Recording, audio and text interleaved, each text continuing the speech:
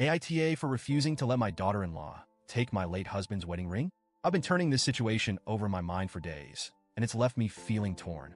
I need some outside perspective because, honestly, I can't tell if I'm being too stubborn or if I'm justified in feeling the way I do. This might be long, but I hope you'll bear with me. I'm a widow in my 60s. My husband, David, passed away 10 years ago after a sudden heart attack. We'd been married for 35 years, and his loss was devastating. He was my best friend, my partner, my everything. In the years since, I've done my best to move forward, but there are still moments when I feel the weight of his absence like it happened yesterday. Among the few keepsakes I have of David, his wedding ring is the most significant to me. It's a plain gold band, not flashy or expensive, but it's a symbol of the life we built together. I keep it in a little velvet box along with some of his other belongings, a watch he wore every day, a few of his favorite cufflinks, and a letter he wrote to me on our 25th anniversary. Sometimes, when I miss him terribly, I take the ring out and hold it. It's hard to explain, but doing so brings me a sense of comfort. It's like a small piece of him is still here with me, anchoring me to all the memories we shared. My daughter-in-law, Jenna, entered our family 3 years ago when she married my son, Ryan. Jenna is lively, warm, and has a way of lighting up a room. From the beginning, I've tried to make her feel welcome and included in our family. I know how important it is to feel a sense of belonging, especially when you're joining a new family dynamic. Over the years, Jenna has occasionally commented on David's ring whenever she's seen it. She'd say things like, "It's so timeless," or "I'd love to wear something with that kind of history."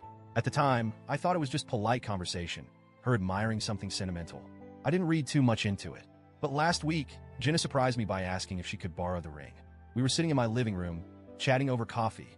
She brought up the ring again and said, "I've always loved how simple and elegant it is. Do you think I could borrow it for a while?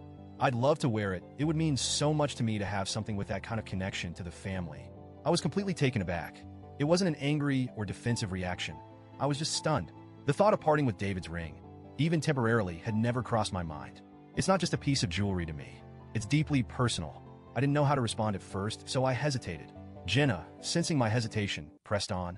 She explained that wearing the ring would help her feel closer to the family and to David, even though she'd never met him.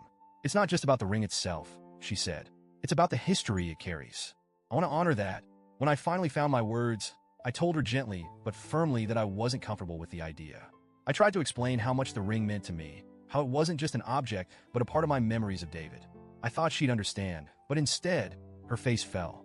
She looked genuinely hurt. "I didn't think it would be such a big deal," she said. "It's not like I'm asking to keep it forever. I just thought it could be a way to feel more connected to the family. It's been sitting in a box all these years.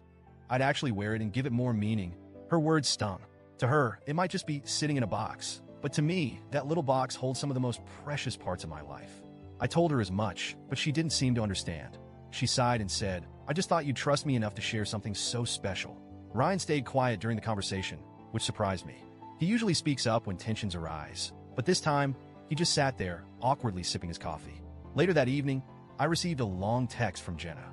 She poured her heart out, saying how hurt she was by my refusal. She said she felt like I didn't see her as truly part of the family and that my decision made her feel like an outsider.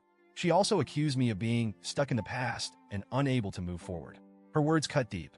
I've always tried to make Jenna feel welcome, and the last thing I want is for her to feel excluded. But at the same time, I can't shake the feeling that her request crossed a line. Somehow, word of the situation got out to other family members, and opinions have been divided. A few think I'm being unreasonable and overly sentimental. "It's just a ring," one cousin said. "It's not like she's asking for the family fortune." Others have been more supportive, saying that Jenna's request was inappropriate given the sentimental value of the ring. One family member suggested a compromise, letting Jenna wear the ring for special occasions, like holidays or family gatherings. But even that feels wrong to me. The ring isn't just a piece of jewelry. It's a deeply personal connection to my late husband. I've spent the past few days questioning myself. Am I being selfish? Am I clinging too tightly to the past and unintentionally pushing Jenna away? Or am I right to hold on to something that means so much to me? I've thought about other ways to bridge the gap with Jenna. Maybe I could give her a piece of jewelry that's less personal but still meaningful. But even as I consider these alternatives, I feel a pang of sadness. The idea that my refusal has caused tension in the family is heartbreaking. I love my son and want nothing more than for him and Jenna to feel happy and supported. But I also can't ignore my own feelings.